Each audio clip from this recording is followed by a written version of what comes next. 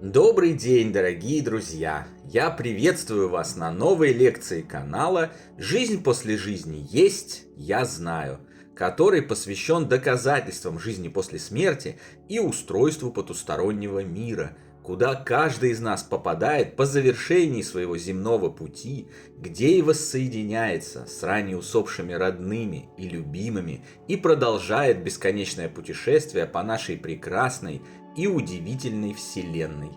Дополнительную интересную и полезную информацию за пределами лекций, ответы на ваши вопросы о жизни после смерти, познавательные статьи о потустороннем мире и даже мини-влоги о моей жизни вы найдете в нашем телеграм-канале. Ссылка на него в описании видео и на экране. Добро пожаловать!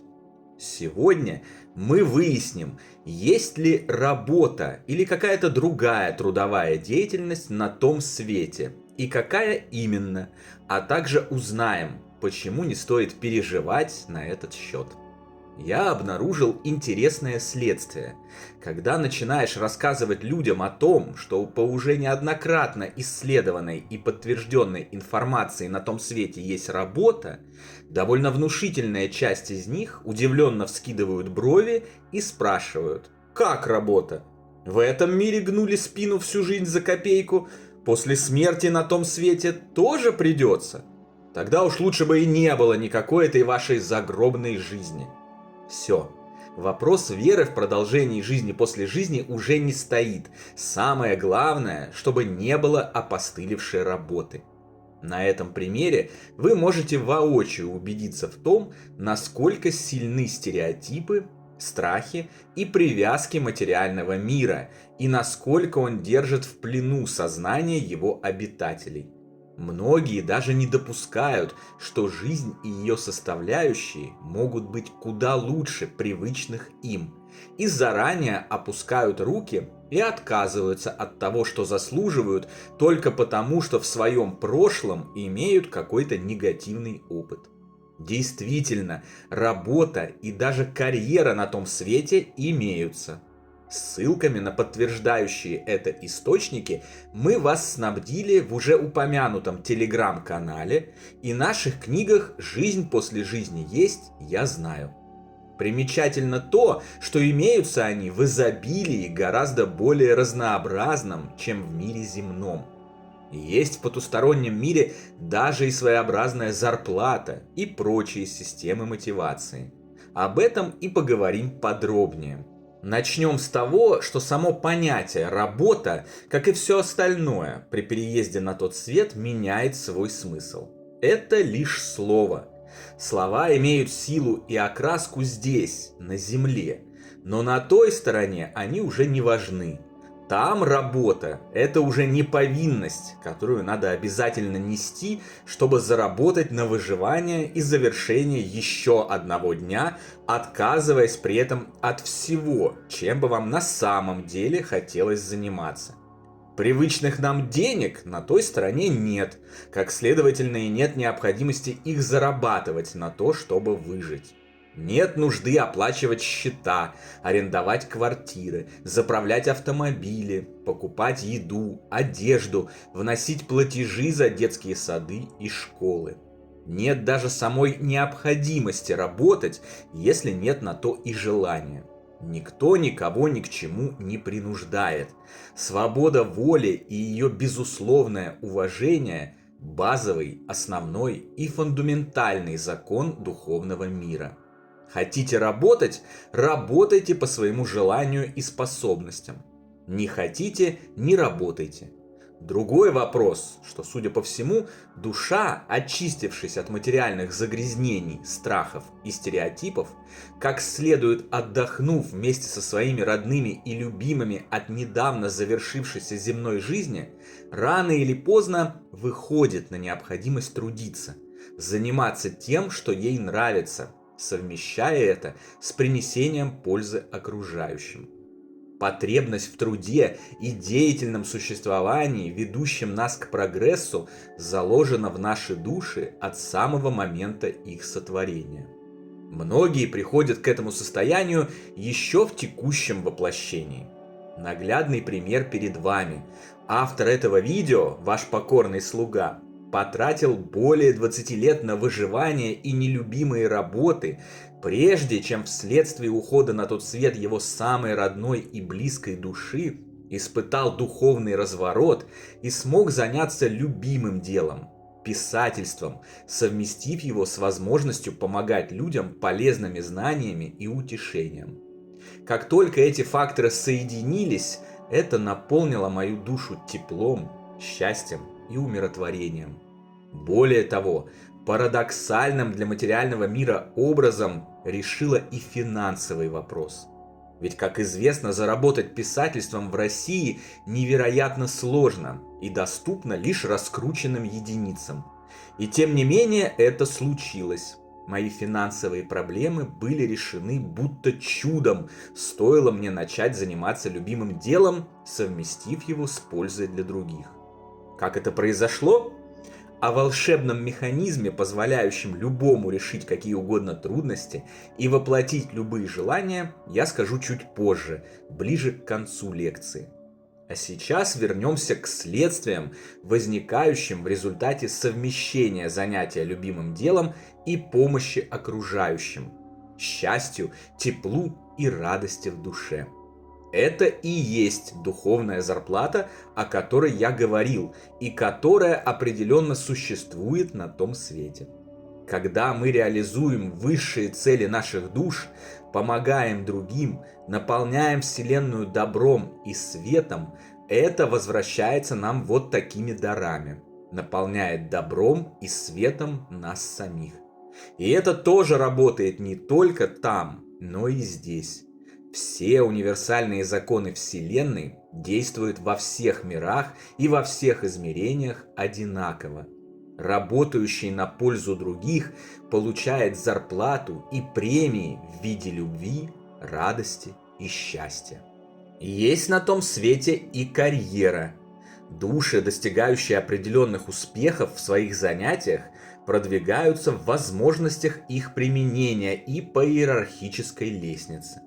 Из обычных обитателей той стороны они могут стать младшими духовными наставниками, ангелами-хранителями, учителями, мастерами, старейшинами и, уверен, рано или поздно достигнуть уровня самого Бога.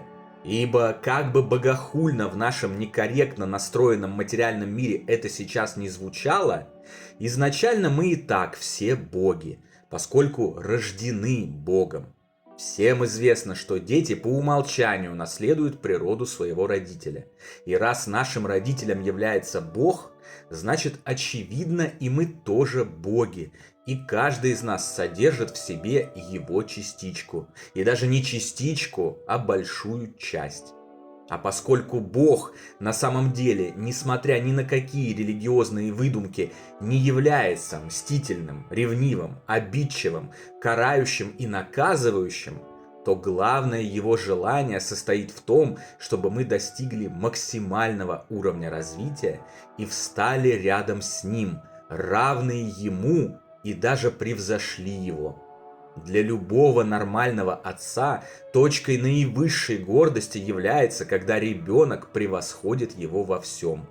Даже странно, что люди отказывают нашему единому отцу в нормальной отцовской логике, делая из него какого-то завидующего истерика-невротика, обижающегося на то, что кто-то будет упоминать его имя всуе и наказывающего за ошибки, совершающиеся в результате использования данной им же свободы воли. Сильно религиозные люди, предпочитающие считать Бога страшным и карающим начальником над всеми, отправляющим своих детей в ад за любую повинность, услышав, что кто-то считает себя равным ему, возмущаются. Как вы можете ставить себя в один ряд с Господом и говорить, что все мы боги? Это богохульство. Дело в том, что это не моя и не чья-то выдумка. О том, что все мы боги, сказал Иисус Христос, единородный Сын Божий, в чем ни один религиозный человек не сомневается. Это можно найти в Библии. Псалтирь 81.6 и Евангелие от Иоанна 10.34. Я сказал, вы боги и сыны Всевышнего. Все вы. А вот теперь вопрос на засыпку. Неужели кто-то будет спорить с Иисусом? Почему-то мне кажется, что ему обо всем этом было известно гораздо лучше любого из нас. Именно для того, чтобы мы росли духом, сближались с Богом и достигали Его уровня, сами становились творцами собственных миров и вселенных, нам дана вся Его любовь, помощь и поддержка. Нам даны все возможные ресурсы, инструменты и занятия. А занятий на том свете огромное множество, которое невозможно адекватно привести в объеме этой лекции. Поэтому я даже не буду пытаться. Любое занятие, которое вы только можете вообразить, от помощи заблудшим душам в низших духовных сферах до беззаботной игры в квиддич, на той стороне можно реализовать и заниматься им в свое удовольствие и к радости окружающих.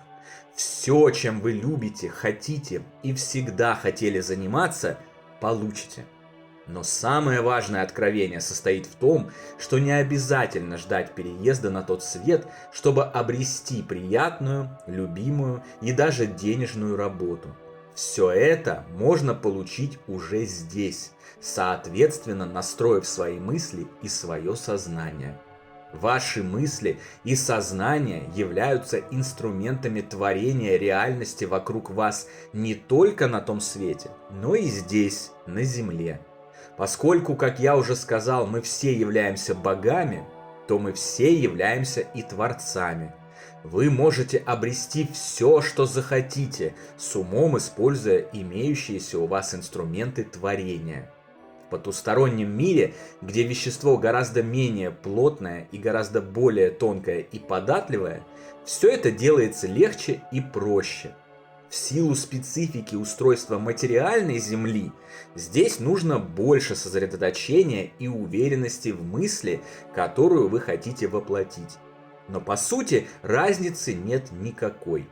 Только вы являетесь творцом своего окружения и всего, что в нем присутствует.